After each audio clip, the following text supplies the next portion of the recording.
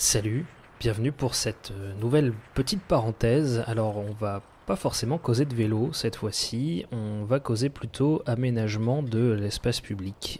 Là tu vois, on est à Lille, on est dans le vieux Lille, et ce sont des images que j'ai tournées le samedi 16 mai. C'était le premier week-end post-confinement, et c'était surtout le premier samedi où la ville de Lille a tenté une expérience qui était de rendre une bonne partie du vieux Lille entièrement piéton et donc fermé à la circulation des véhicules motorisés.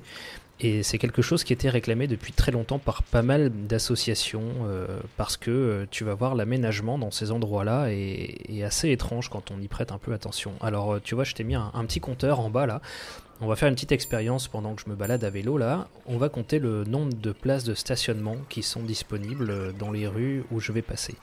Alors je compte que les places de stationnement, je compte pas les places de livraison, puisque ça pour moi c'est à part, et je compte pas non plus les véhicules qui sont stationnés sur des places de livraison. Comme ça donnera vraiment une idée, c'est vraiment du stationnement classique. Alors là tu vois on est rue Esquermoise, c'est une des grosses rues commerçantes de Lille, et tu vois on a quelques places de stationnement dans les rues attenantes, mais là c'est pareil, on est rue Basse. On a très très peu de places de stationnement en surface. Et pourtant, on se retrouve avec des trottoirs qui sont presque ridicules, hein. J'avais entendu que la largeur normalement d'un trottoir en France, ça doit être 1,40 m. Là, je suis pas sûr qu'on ait le mètre 40. Et on a en plus ces plots qui réduisent la largeur des trottoirs. Et on a surtout cet espace, cette rue qui est au milieu là, et qui prend la moitié de la place en fait finalement.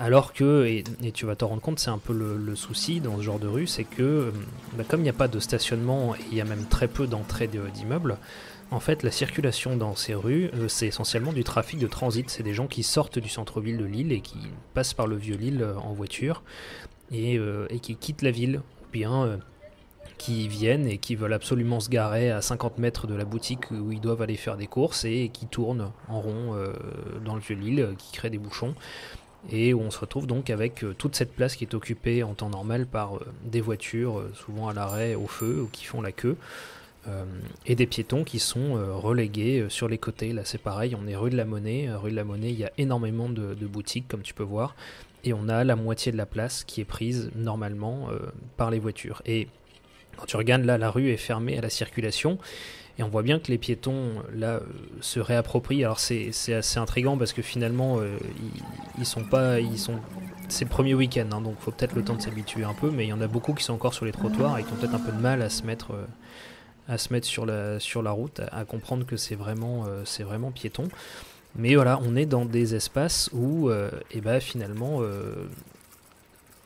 on perd de la place en fait, alors que fermé à la circulation, comme c'est le cas, ça potentiellement ça permet à plus de gens de venir. Alors il y a d'autres rues comme ici où on va avoir un peu plus de stationnement parce que là ça sera peut-être un peu plus résidentiel. Mais tu vois là pour l'instant on est à la moitié de mon parcours. Le parcours que je fais là fait 2 km. Et pour le moment, on a une quarantaine, voilà, une cinquantaine de places de stationnement. Et puis il y a un truc qui change aussi, du coup, par rapport à un samedi classique. En tout cas, moi, le souvenir que j'en avais la dernière fois que je suis venu, c'est juste ça.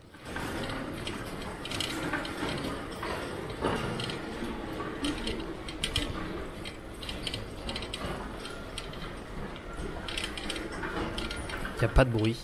Il n'y a plus de circulation. C'est même moi, là, avec mon porte-bagages, qui fait plus de bruit. J'avais l'impression que je dérangeais les gens, du coup, à rouler, même en essayant d'aller pas trop vite.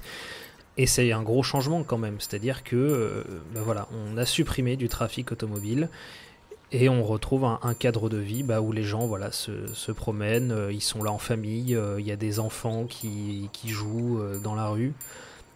Les parents sont pas obligés de tenir la main de leur enfant sur le minuscule trottoir parce qu'il y a des voitures qui peuvent débouler à n'importe quel moment.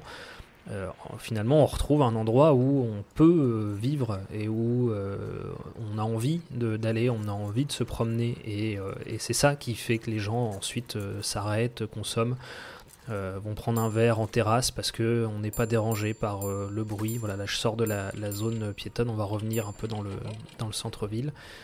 Et c'est toutes ces choses-là en fait qui font que voilà, là tu vois, on a fini, on a fait le tour. Sur mes 2 km, j'ai compté 78 places de stationnement. et 4 places de stationnement pour personnes à mobilité réduite sur 2 km de voirie. Est-ce qu'il y a un intérêt à conserver ces rues commerçantes ouvertes à la circulation automobile pour permettre à moins de 100 personnes, potentiellement, si on compte des gens qui viennent faire leurs courses à deux, à moins de 100 personnes de se stationner, alors qu'il y a, j'ai compté, il y a 6 ou 7 parkings souterrains dans un rayon de 300 mètres, même pas, peut-être de 200 mètres autour de cette zone-là. Je suis pas certain. J'espère que s'il y a des commerçants qui étaient contre cette piétonisation, ils vont se rendre compte dans les semaines qui viennent, puisque ça va être renouvelé, que finalement c'est pas ça qui fait diminuer la fréquentation, c'est ce qu'on voit dans toutes les villes qui se sont mis à piétoniser leur centre-ville. Et j'espère vraiment pour tous les piétons et les gens qui viennent à Lille que ça va être renouvelé et que ça restera comme ça. Voilà, j'espère que ça t'a plu de faire ce petit tour du centre-ville, que tu auras peut-être l'occasion de venir un jour. Et puis moi je te dis à la prochaine. Salut.